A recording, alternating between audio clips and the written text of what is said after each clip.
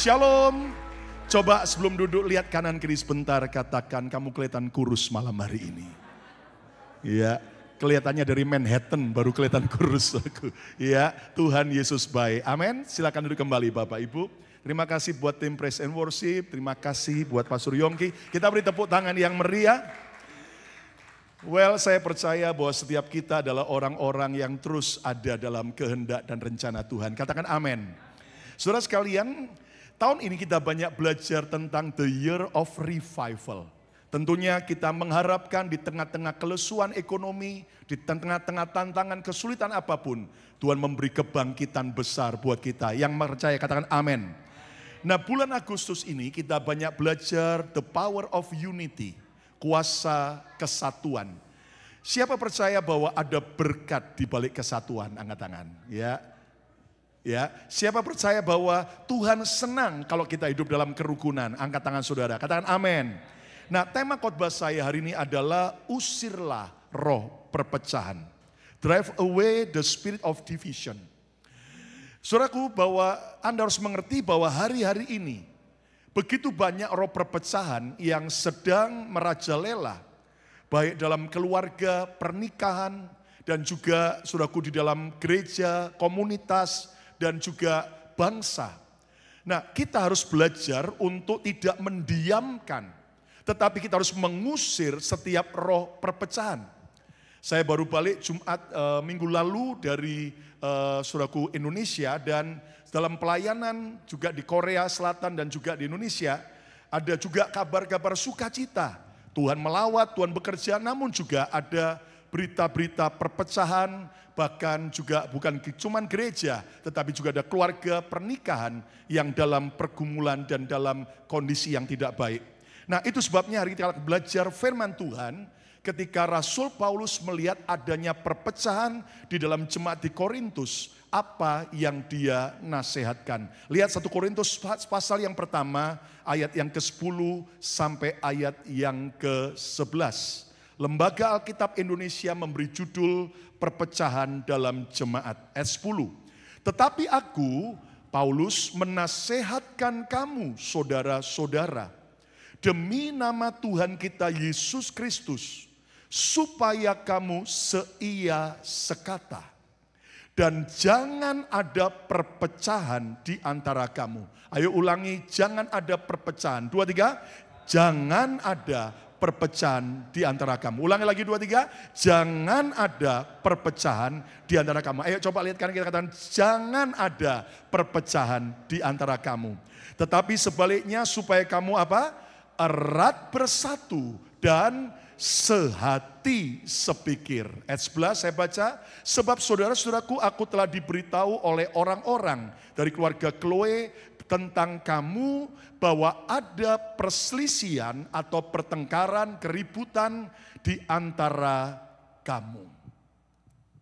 Salah satu doa dari Tuhan Yesus bagi kita murid-muridnya, agar kita menjadi satu. Tahukah Anda bahwa kesatuan dan kerukunan itu sangat menyenangkan hati Tuhan. Tuhan ingin dan Tuhan senang dalam keluarga saudara, suami istri bisa rukun bersatu. Tidak ada yang amin. Ya kan saudaraku? Tuhan senang antara orang tua dan anak bisa rukun bersatu.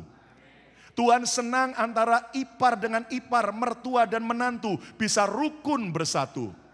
Anda harus mengerti bahwa sampai hari ini Tuhan bisa buat mujizat, mertua dan menantu bisa rukun bersatu. Amin.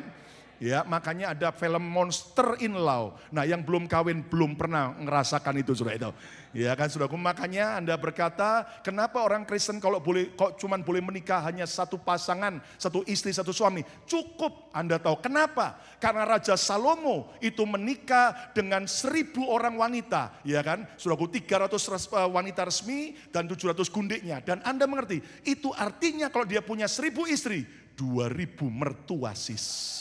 2.000 mertua bro, punya mertua satu aja, 2 aja, repot apalagi kalau sampai mertua Anda 2.000. Benar-benar itu adalah bumi dan langit saudaraku. Nah, Tuhan juga mau agar gereja bersatu. Tuhan mau di dalam komunitas pekerjaan, komunitas negara dan kota dan bangsa kita bersatu.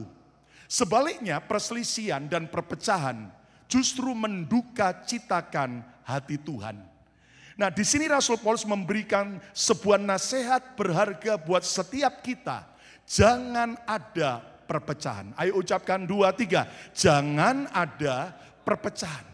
Nah, saudaraku, perpecahan jangan didiamkan saja, next. Tetapi perpecahan harus dilawan dan diusir. Kalau hari-hari ini antara suami istri suka ribut, antara orang tua seringkali suka ribut, antara jemaat dengan jemaat, antara jemaat dengan hamba Tuhan suka ribut, justru itu nggak boleh didiamkan. Kita harus lawan dan usir supaya benar-benar saudara hidup di dalam kerukunan. Dan Anda mengerti saudaraku, bahwa kalau kita hidup rukun, kalau kita hidup kompak, saudara nggak perlu mengejar berkat. Tapi berkat yang akan mengejar saudara. Katakan amin. Yang mau dikejar berkat, tepuk tangan yang meriah bagi Tuhan Yesus. Ya, kurang meriah, haleluya. Ya, kata bersama saya mau hidup rukun. Ya, coba lihat sebelah saudara, rukun. Ya, mungkin sebelum ke gereja sudah berantem. Gitu.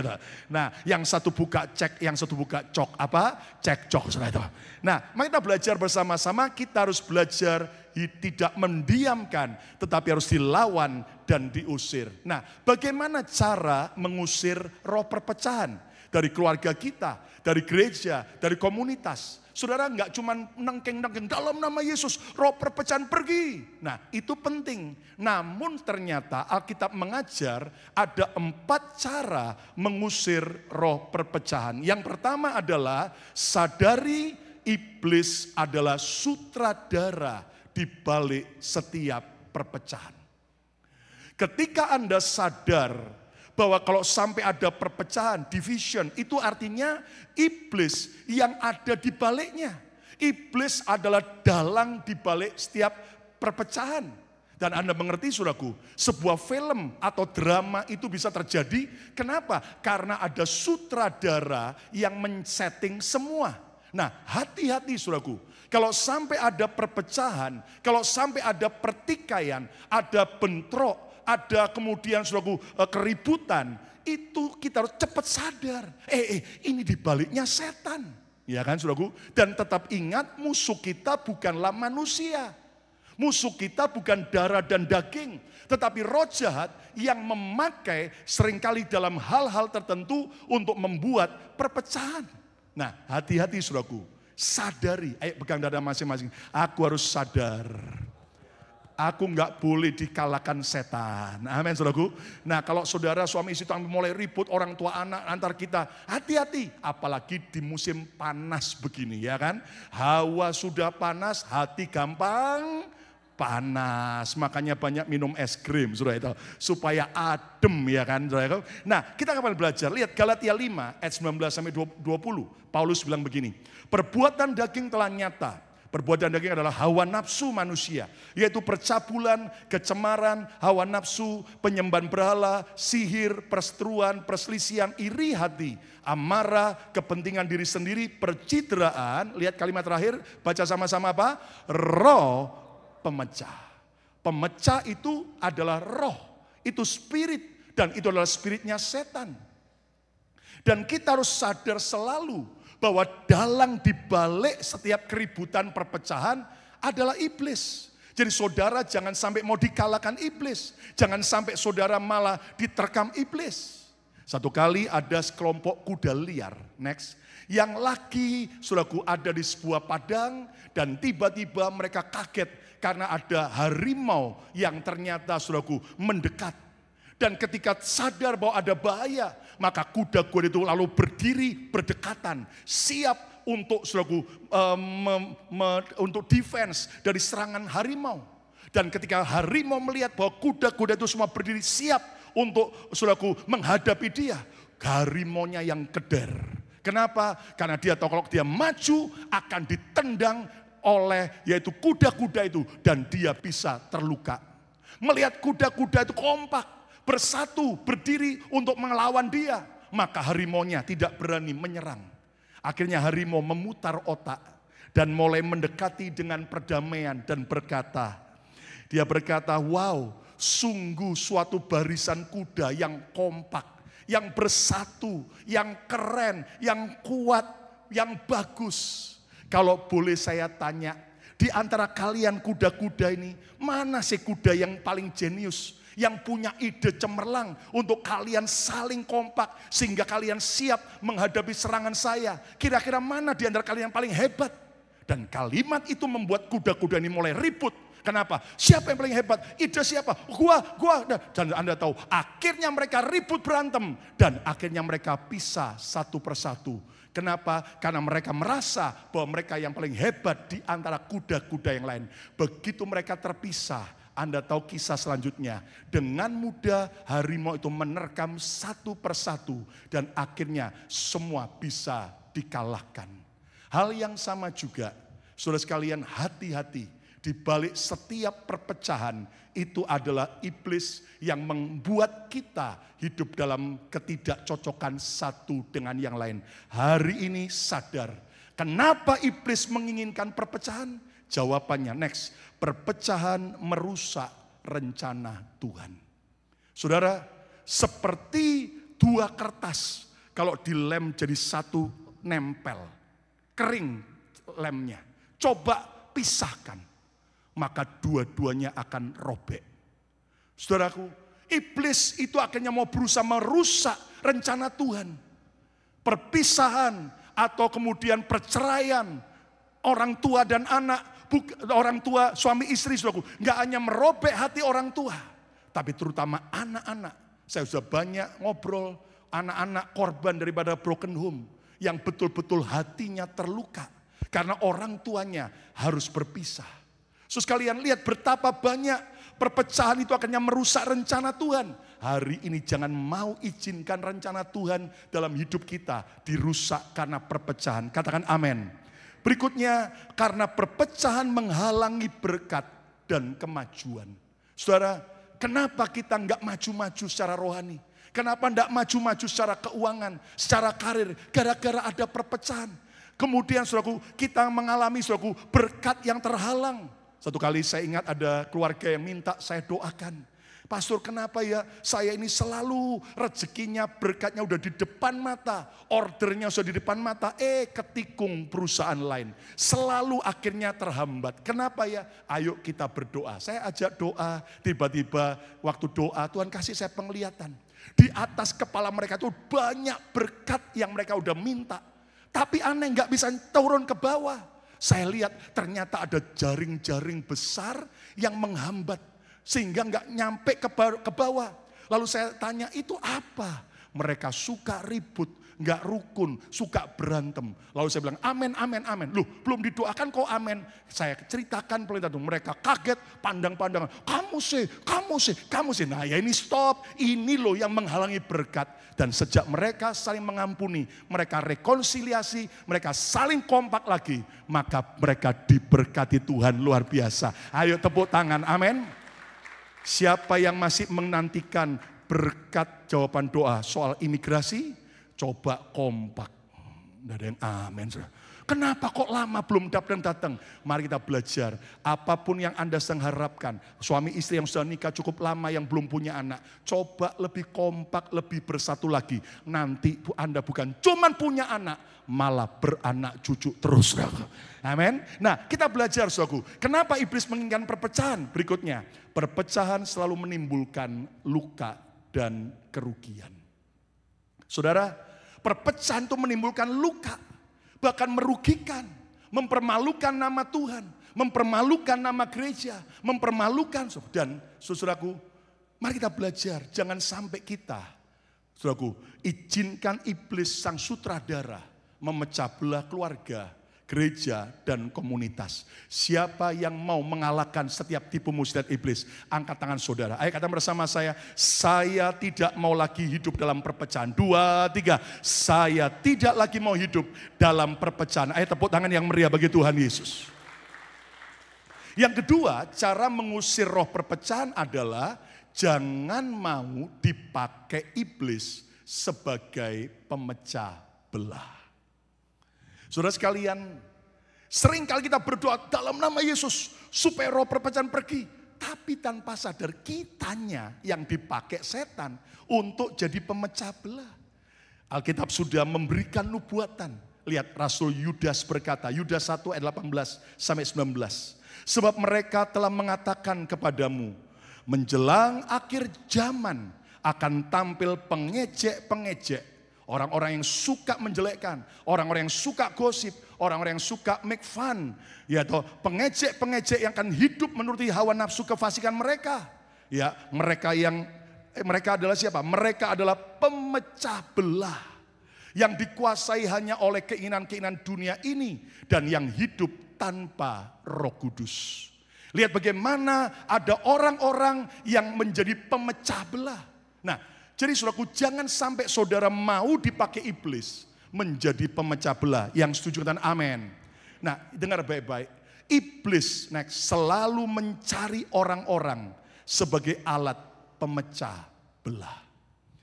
Iblis itu saudaraku cari alat. Dia cari partner. Coba lihat kanan kiri katakan, bro, sis, jangan mau dipakai setan. Senggol lagi. Model gini dipakai setan enggak? Ayo bilang katakan, lebih baik dipakai Tuhan saja. Siapa mau dipakai setan angkat tangan? Jangan, saudaraku. Siapa mau dipakai Tuhan, tepuk tangan yang meriah bagi Tuhan Yesus. Amin, saudaraku. Masih ingat di Indonesia, ya ini yang generasi milenial mungkin sudah enggak tahu. Yang generasi sudah golden itu ya mungkin tahu ya. Nah, Anda tahu next gambar ini. Masih ingat di Indonesia ada permainan adu jangkrik. Nah, beberapa orang kaget, apa itu pastor? Ya, nah adu jangkrik, dua jangkrik yang tidak bermusuhan, tapi jadi bermusuhan, jadi tarung, jadi ribut, berantem, ya atau bertempur. Dan Anda tahu, saudaraku, sampai nanti akhirnya salah satu terluka, sampai bahkan salah satunya mati atau dua-duanya mati. Kenapa? Lihat di bawahnya, jangkrik yang tenang diem mulai didatangi oleh seseorang. Dan mereka pakai kepala jangkrik yang dikasih batang lidi. Mulai diserang, mulai diganggu-ganggu. Lihat juga yang kanannya bawah, saudaraku. Ada yang juga pakai kemudian, saudaraku, pembersih telinga. Mulai diganggu-ganggu. Akhirnya jangkrik itu sudah mulai emosi, mulai kepancing marah. Dan sudah kepancing marah, ditemukan dengan yang mau ditandingkan. Langsung berantem. Saudara-saudara, iblis juga sama. Iblis cari orang sebagai provokator untuk memecah belah. Saya berdoa dalam nama Yesus, di sini tidak ada provokator. Ya, amin, saudaraku. Seluruh jemaat BMC New York semuanya adalah pembawa damai sejahtera. Katakan haleluya. Amin. Provokatornya di mana, Pak? Ya, di sana ya, bukan di sini, saudara. Saudaraku, hati-hati karena setan lagi cari orang untuk, saudaraku, dipakai iblis. Nah, bagaimana roh pemecah itu? Next, saudaraku. Ternyata iblis pakai roh hasutan. Ya kan? Mungkin ngomongnya pelan. Lu ngapain? Lu tetap setia di gereja, pelayanan. Dapatnya apa? Coba lihat. Kamu gak diperhatikan. Coba lihat. Nah, itu kata-kata mulai ibarat ban digembosin. Nah, ada tipe orang-orang kayak demikian. Lu ngapain ngasih persembahan ke gereja? Emangnya lu sendiri bagaimana? Emang kamu Nah, coba lihat kalau kamu terus setia sama pasanganmu tuh, kamu tahu enggak? Dia tuh galak, dia tuh jahat. Ini zaman emansipasi, freedom. Kamu harus tahu masih banyak cowok-cowok yang lain daripada kena dakocan satu itu, gitu loh. Nah, hati-hati, saudaraku. Itu roh hasutan. Tolak dalam nama Yesus. Katakan amin. Apalagi next, roh yaitu provokasi. Ada provokator. Ini tukang kompor. Tahu tukang kompor? Tukang manas-manasi. Masalah kecil dibesarkan. Masalah besar dimakin perbesar, saudaraku. Ya, dan kita harus sungguh-sungguh waspada. Jangan sampai kita jadi provokator. Yang setuju katakan amin. Hati-hati kita sendiri hamba Tuhan. Kalau kita sebagai hamba Tuhan di mimbar, tiba-tiba tanpa sadar kita penuh dengan luka, kepahitan, iri hati, nanti kita jadi provokator. Membuat orang penuh kebencian, benci yang lain dan sebagainya. Dan ini jelas sesuatu yang Tuhan gak suka. Setuju, katakan amin. biarlah mimbar ini dan semua saudara menjadi pembawa damai sejahtera. Tepuk tangan yang meriah bagi Tuhan Yesus. Amin. Apalagi caranya? Berikutnya next, yaitu roh kebencian. Dengan kebencian menimbulkan kebencian, ketidaksukaan. Loh, padahal tadi nggak ada apa-apa loh. Tapi mulai dibuat benci. Dan next lagi, bahkan akhirnya saudaraku dengan roh musuh bersama. Gini ya, biasanya orang itu ya, kalau musuhan sama orang, dia merasa kesepian kalau dia bermusuhan sendirian.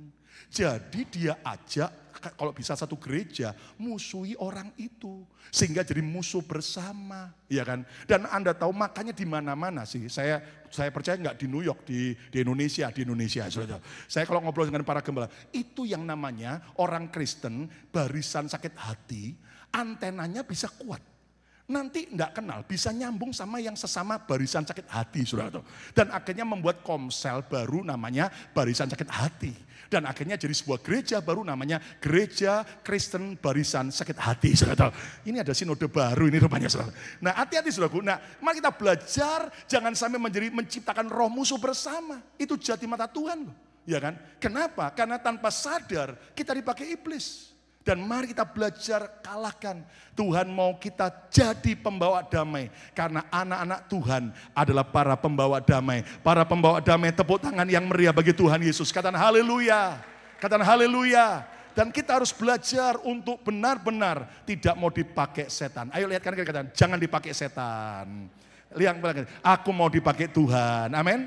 Yang ketiga, cara mengusir roh perpecahan. Cepat bereskan akar penyebab perpecahan. Jangan tunda-tunda, cepat bereskan setiap akar penyebab perpecahan. Lihat Paulus berkata, Ibrani 12 ayat 15 dalam terjemahan Indonesia bahasa sehari-hari.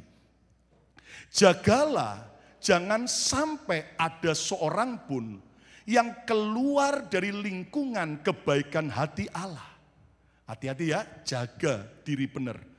Supaya jangan ada yang menjadi seperti tumbuhan beracun. Loh, ada orang akhirnya bisa seperti tumbuhan beracun di tengah-tengah kalian. Sehingga menimbulkan kesukaran, membawa masalah, troublemaker.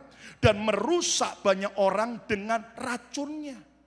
Nah, ada orang-orang yang akhirnya karena mereka mengalami akar perpecahan, akhirnya hidup mereka seperti tumbuhan beracun. Perkataannya beracun, tindakannya beracun. Dan akhirnya membawa keributan, membawa kerusakan bagi banyak orang karena racun yang dia bagikan.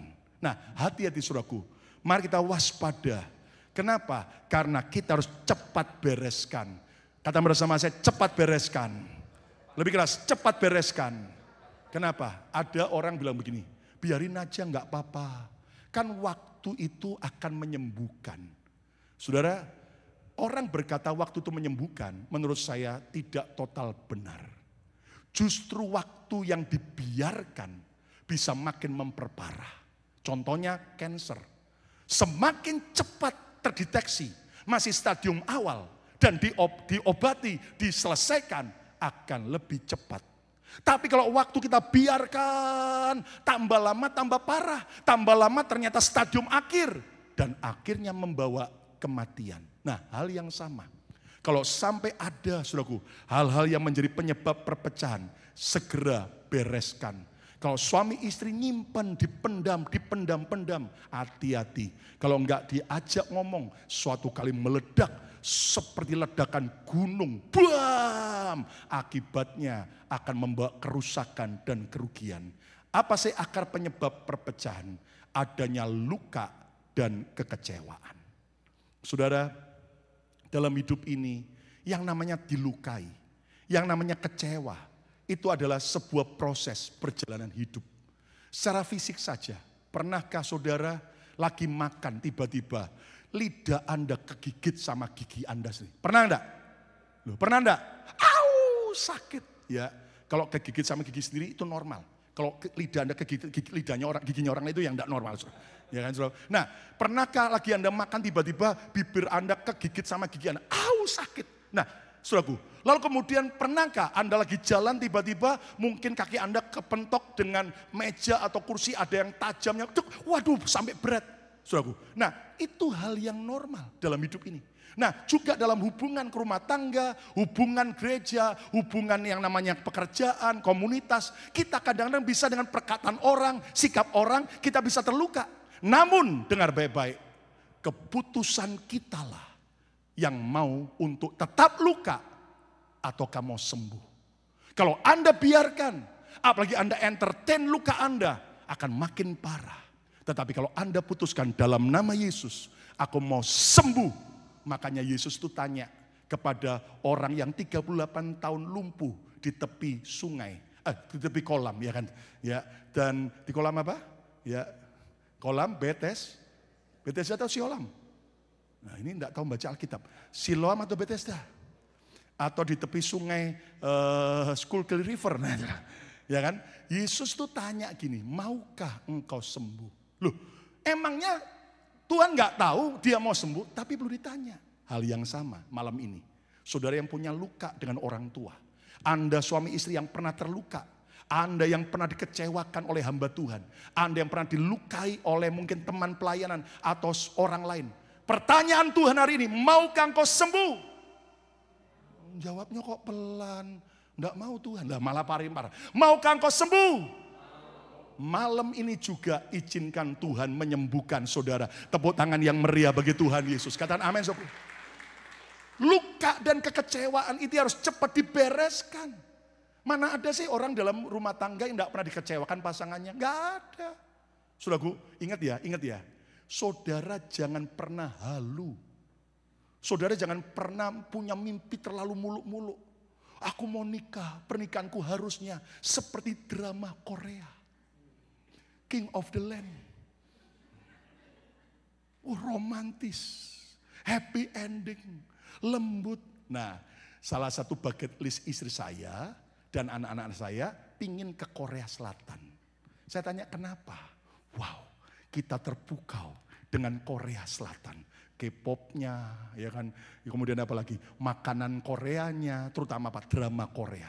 Terus saya tanya sama istri saya, kita ingin lihat ya di sana. Pasti pria-prianya langsing, wanita-wanitanya juga waduh cantik dan sebagainya. Bahkan romantis seperti di drama Korea, ya kan. Dan ada tuh kan orang kalau dengan Korea Selatan dengarnya apa? Dengarnya waduh kosmetik sana, wih pasti gini. Dan Anda tahu, akhirnya akhirnya kemarin kita ke sana. Ketika sampai ke sana, ternyata kenyataan tidak seperti di drama Korea, saudaraku. Saudara sekalian, waktu kami lawat ke sana saya lihat ada juga wanita yang jerawatnya banyak, saudaraku. Ternyata enggak semuanya licin seperti di drama Korea. Ternyata ada juga yang tubuhnya kelebihan lemak dengan banyak, saudara. Siapa bilang di Korea tidak ada orang yang tambun, saudara. Dan Anda mengerti, kita pikir orang Korea itu lembut, romantis di drama Korea, saudaraku. Alamak, ternyata saudaraku itu parah banget. Itu kasarnya bukan main ngomongnya kan gitu, nadanya tinggi.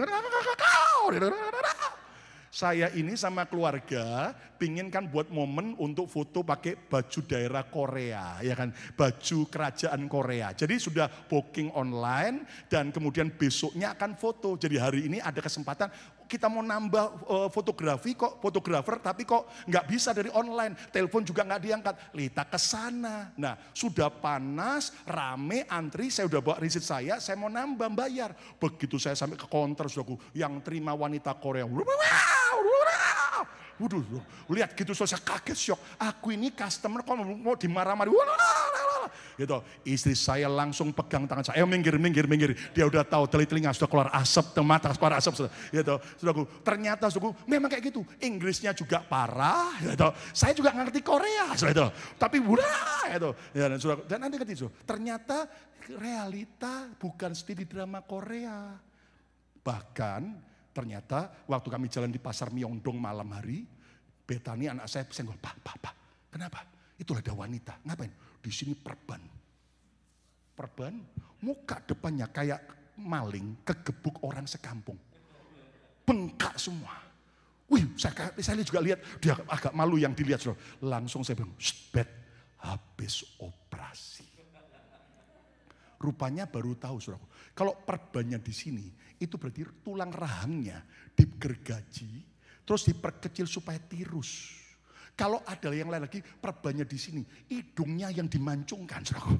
Kalau ada yang di bawah dan di atas mata, matanya yang lagi dikerjain. Dan ternyata saudaraku, saya ngobrol dengan pendeta yang mendampingi kami, wakil gembala dari gereja GPDI Indonesia di sana. Dan akhirnya dia bilang gini, Pastor, bahkan dari Indonesia ada tur operasi plastik. Lalu saya bilang, tolong buatkan appointment. Dan dia buatkan appointment buat saya, saudaraku. Saya mau operasi plastik, tapi sayang dokternya lagi vacation ke New York, saudaraku. Dan asistennya berkata, yang ada adalah kantong plastik, saudaraku. Mau nggak? Saya bilang nggak mau, saudara. Nah, ada just joking, saudara. Nah, Anda tahu, realitanya nggak seperti yang kita duga di film-film. Kenyataannya kasar dan sebagainya. Sorry ya, saya nggak jelekkan sebuah bangsa, tapi itu realita. Jadi mari kita belajar, saudaraku. Kalau ada kekecewaan, ada luka, kita ini hal yang normal. Namun kalau enggak normal adalah kalau sudah biarkan itu terus terjadi. Segera bereskan hari ini dengan kasih dan pengampunan. Tepuk tangan yang meriah bagi Tuhan Yesus. Amin, saudaraku. Apalagi saudaraku, penyebabnya pertengkaran. Ya, kita semua beda pendapat. Setiap orang punya pendapat beda-beda. Kadang-kadang beda pendapat ribut. Nah, tapi mari segera bereskan pertengkaran. Ingat suami istri, jangan pernah tidur sebelum pertengkaranmu diselesaikan dengan baik. Ya, jangan kemudian dibiarkan sampai seminggu, sebulan. Itu bahaya sekali. Apalagi salah pengertian, asumsi yang salah praduga. Nah, lebih baik tanya langsung dan komunikasikan. Apalagi kesombongan, ya kan? Bahkan juga ketidakpuasan, bahkan kepentingan pribadi. Saudara, mari kita belajar bereskan. Kata bersama saya, cepat bereskan. Ayo keras, cepat bereskan. Setiap akar yang ada. Kalau enggak, saudaraku, ini akan sangat berbahaya. Satu kali ada 2 orang sahabat lagi berjalan di padang pasir. Mereka jalan panas, haus. Lalu kemudian waktu lagi jalan, ada perbedaan pendapat di antara 2 sahabat ini. Sehingga mereka sip ribut. Dan salah satu seorang sahabatnya nempeleng temannya. Bak! Waduh, waktu ditempeleng, saudaraku. Temannya ini langsung dia tulis di pasir, hari ini sahabatku menampar aku. Lalu kemudian mereka jalan lagi. Dan ketika mereka jalan, akhirnya mereka menemukan oase, sebuah danau. Mereka minum dan mereka mau mandi segar. Dan rupanya lagi renang, saudaraku. Enggak taunya teman ini, saudaraku, hampir tenggelam. Nah, sahabatnya yang tadi menempeleng dia, akhirnya menolong dia dan dibawa ke tepi danau. Sehingga teman ini terselamatkan. Lalu akhirnya orang ini langsung ambil sebuah paku. Dia dekati batu karang. Dia ukir, hari ini sahabatku telah menyelamatkan aku. Dia begitu baik bagiku. Lalu temannya melihat itu, dia kaget. Kenapa pada waktu aku menempeleng kamu tulis di pasir? Kenapa pada waktu aku berbuat baik menolong kamu tulis di batu? Lalu temannya berkata, ketika kamu berbuat salah, berbuat jahat kepadaku, aku tulis di pasir supaya angin pengampunan segera meniupnya dan menghapuskan semua kesalahanmu. Amin, saudaraku. Sebaliknya pada waktu kamu berbuat baik, aku tulis dan ukir di batu supaya apapun terjadi, aku gak akan pernah melupakan kebaikanmu. Saudara, ini cara yang benar. Kita kadang-kadang kebalik. Ya, Pak, ya. Oh, ini enggak ada, orang New York enggak ada kayak begini, saudara. Itu orang Jawa Timur sana, yang ada, saudara. Saudaraku, kita kadang-kadang kebaikannya orang sama kita tulis di pasir. Ya kan? 1000 kebaikan ditulis di pasir. 1 kesalahannya kita tulis di mana? Batu karang. Yang lebih diingat kesalahannya daripada 1000 kebaikannya. Ayo jujur, ini loh sesuatu yang akhirnya kita harus rubah dalam cara berpikir kita. Orang tua kita demikian baiknya dari melahirkan sampai merawat kita. Ada ribuan kebaikan. Tapi 1 kesalahan orang tua kita terus ingat dan kita kepahitan dan tidak mau mengampuni.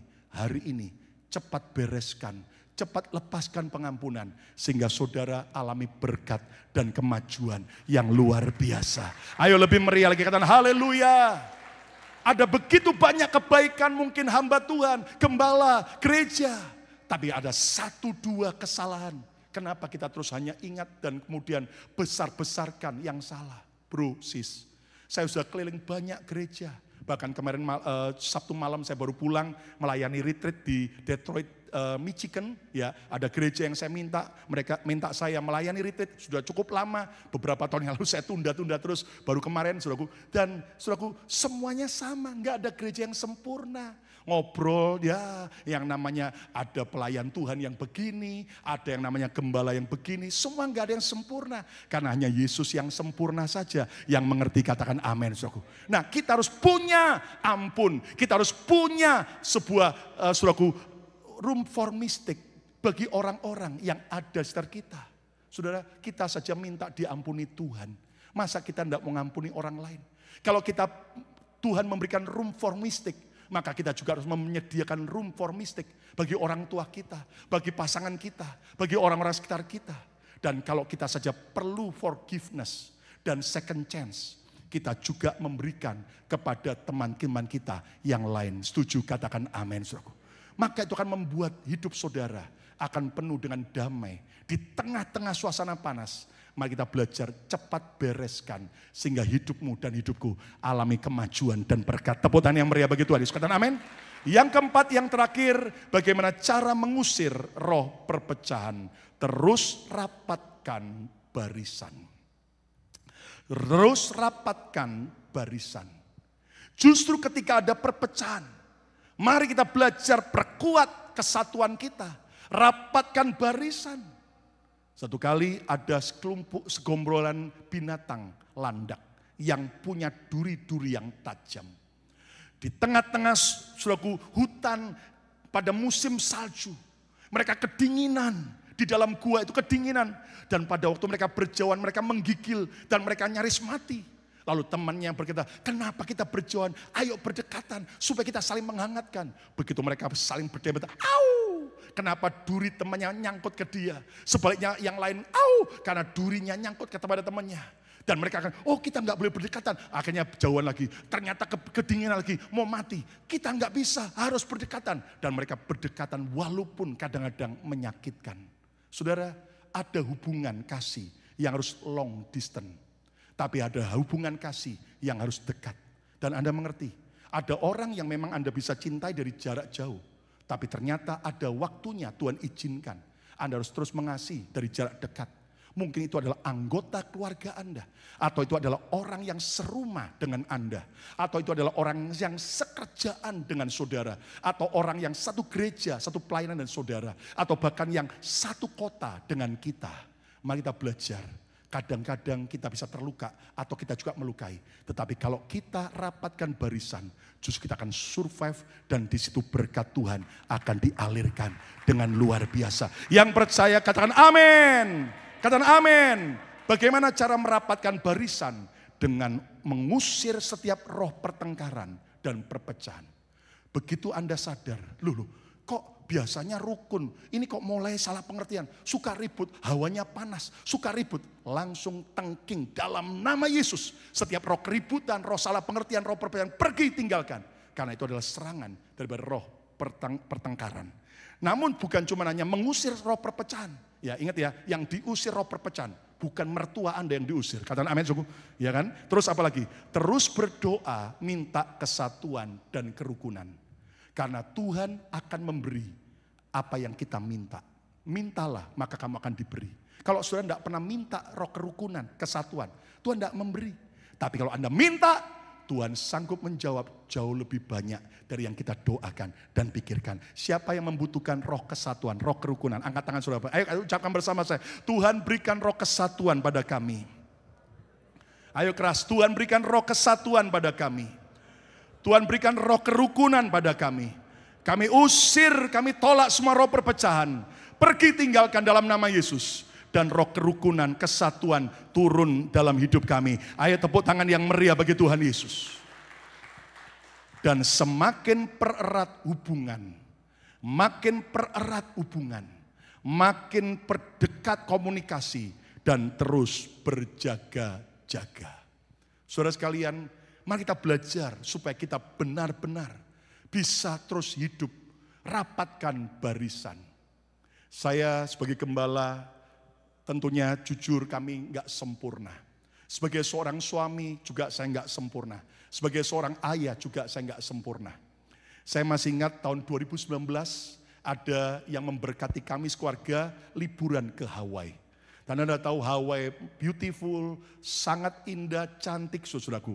Tapi ternyata di sana justru saya dengan anak saya yang pertama Yehuda, saudaraku, ribut, berantem. Saudaraku, kenapa? Karena beda pendapat, karena beda keinginan. Saudaraku, hanya hal-hal kecil kami ribut. Bayangin, di tempat yang bagus, di tempat yang cantik, namun suasana hati enggak bagus, saudaraku. Jadi seolah-olah semua liburan berantakan. Kenapa? Ribut, ya kan? Beda pendapat, sampai saudaraku tegang-tegangan. Dan saya bilang, aduh Tuhan, kok mau liburan kok malah begini. Akhirnya kami saling mengampuni, malamnya rekonsiliasi, cepat bereskan, saudaraku, dan pemulihan. Akhirnya apa yang terjadi?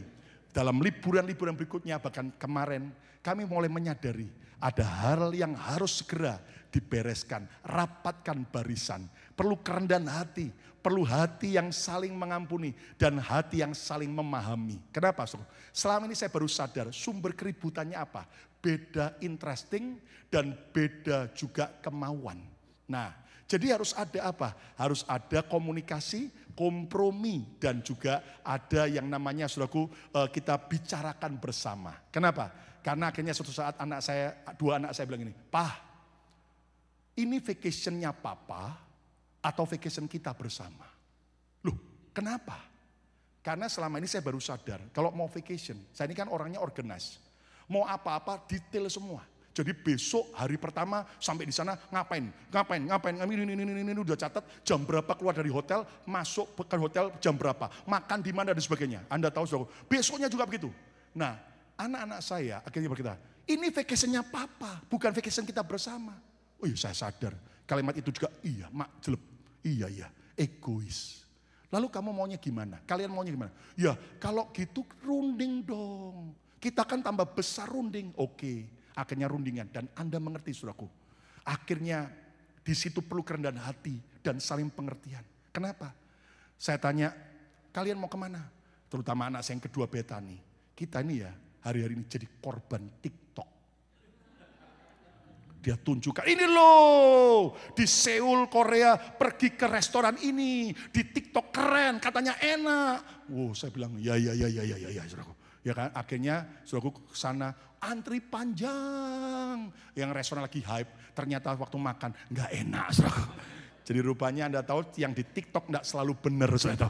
Karena ada unsur cuan ya, ada unsur fulusnya juga ya saudara. Dan kemudian ini loh harus shopping di sini, ini di TikTok. Jadi pergi sana saudara ternyata ya barangnya nggak bagus, mahal dan sebagainya. Nah Anda tahu kadang-kadang kalau ke Eropa juga begitu, ketika keliling saudaraku, selalu saudaraku, anak-anak kami itu maunya apa? Local food. Ya namanya lagi di Eropa ya cari local food. Lagi di Jepang cari makanan Jepang. Nah kalau mereka tanya sama papa mama maunya apa? Selalu saya jawab Chinese food. Saya langsung Google the best Chinese food near me. Ya, tahu. Lalu selalu begitu ya, apalagi di Eropa. Kenapa apalagi di Jerman? Jujur di Jerman maaf kata, mobilnya keren ya kan. Tapi saudaraku makanannya nggak ada yang keren. Ya semuanya nggak enak. Kecuali sosis Jerman masih agak lah. Yang lain-lain sudah nggak ada. Jadi selalu Chinese food. Mereka kadang-kadang marah. Chinese food lagi. Ini kita ada di Eropa. Nah, jadi saudaraku saya mulai sadar. Iya soal makanan udahlah terserah. Ya kan? Jadi sekarang mereka ngatur terserah. Nah ternyata kadang-kadang korban TikTok beberapa kali nggak enak, beberapa kali tidak bagus. Akhirnya di hari berikutnya mereka menyerah. Iya ternyata nggak enak ya, ternyata kita dibohongi sama TikTok ya. Saya berkata, ya oke, gimana nyerah? Ya udah papa saja yang milih Chinese food. Saya bilang ya kan, kadang-kadang kita perlu yang namanya toleransi dan diskusi, ya kan kompromi, bukan kompromi dosa loh, tapi dalam pendapat, ya kan. Nah, terutama begini, kadang-kadang ributnya juga apa? Saya mulai nyadari ributnya soal jam berapa keluar dari hotel. Saya bilang jam 8 pagi, anak saya, loh, jangan jam 8. Jadi jam berapa? Sebangunnya. Oh my God. Anak-anak maunya sebangunnya jam berapa nak? Terserah kemana roh membawa. Jadi ya kalau bangun jam 10 ya jam 10 kita baru berangkat. Kalau bangunnya jam 12 ya baru jalan jam 12. Nah kita ini ada di tempat itu mau banyak yang dituju. Lah kalau jam bangun baru keluar jam 12 nggak keburu semua. Loh namanya kan vacation. Kita ini kan bukan tentara Jepang. Ya bener juga ya. Nah akhirnya kompromi, ya udahlah. Ya kita udah bangun pagi-pagi, saya sama sudah bangun, mereka masih tidur. Ya udahlah, kita jalan berdua dulu ya toh, putar-putar, bukan tempat destinasi yang kita mau pergi tapi cari yang lain. Begitu mereka udah siap hubungi kami balik ke hotel untuk baru jalan bersama. Dan akhirnya apa? Happy sama-sama. Nah kadang-kadang saudaraku, hal-hal kecil kalau kita nggak belajar untuk rapatkan barisan, jadi ribut dan akhirnya saya bersyukur akhirnya kita bisa enjoy di dalam saudaraku vacation, dalam rumah tangga, dalam hubungan. Kenapa? Ketika kita sadar, kita berjaga-jaga, jangan dipecah belah. Yang mau tepuk tangan yang meriah bagi Tuhan Yesus. Katakan amin. Kesimpulannya, next. Oh ya, ada ayat yang terakhir. Yuk, Roma pasal 15 ayat 5 sampai 6. Sebagai doa dari Rasul Paulus dan doa kita bersama. Mari baca sama-sama. 2, 3. Semoga Allah yang adalah sumber ketekunan dan penghiburan mengaruniakan apa? Kerukunan kepada kamu. Kata bersama saya, mengaruniakan apa? Kerukunan kepada kamu sesuai dengan kehendak Kristus Yesus. 6. Sehingga dengan satu hati dan satu suara kamu memuliakan Allah dan Bapa Tuhan kita Yesus Kristus. Semoga Allah mengaruniakan kerukunan kepada kamu. Ayo angkat tangan sudah bersama-sama. 2, 3 doakan. Semoga Allah mengaruniakan kerukunan kepada kami. Sekali lagi 2, 3. Semoga Allah mengaruniakan kerukunan kepada kami. BMC New York, rukun berkat dilimpahkan. Tepuk tangan yang meriah bagi Tuhan. Amin. Kesimpulannya, jangan biarkan perpecahan terjadi. Tim musik silakan. Cara mengusir roh perpecahan ada 4 hal. Yang pertama, sadari iblis sutradara di balik setiap perpecahan. Jangan engkau mau dibohongi, dirusak, diserang oleh iblis. Yang kedua, jangan mau dipakai iblis sebagai pemecah belah. Ayo, saudaraku, biar kita menjadi pembawa damai. Kita menjadi pemersatu. Yang ketiga, cepat bereskan akar penyebab perpecahan. Setiap luka, kekecewaan, ketidakpuasan apapun, ayo segera bereskan. Dan yang keempat, terus rapatkan barisan. Kita harus terus berjaga-jaga dan kita terus bisa saling kompak supaya kita tetap rukun bersatu. Siapa mau hidup dalam berkat kesatuan? Angkat tangan saudara, ayo berdiri bersama-sama.